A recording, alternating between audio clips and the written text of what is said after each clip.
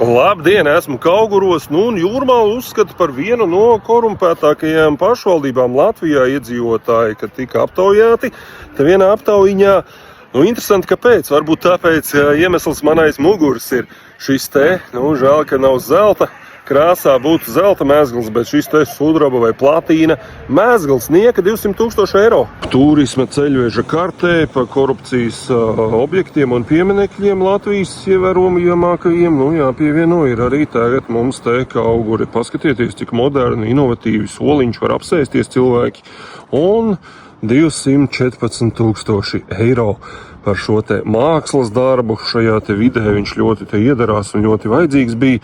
Nav citu lietu, problēmu, kur izsināt, kur nauda vajadzīga. Mākslas darbos mēs tagad ieguldam šeit uz ielas bleķa štruntu pa 200 štukām uzliekam mierīgi. Toties Kauguru iedzīvotājiem šāds te skaistums ikdienā ir baudāms, tagad paveicās. Ai, Jūrmala. Mani sauc Rudolfs Brēmanis, pievienojieties šim te profilam no Jūrmalai, pievērsīsimies arī, kas te ir ar to korupciju.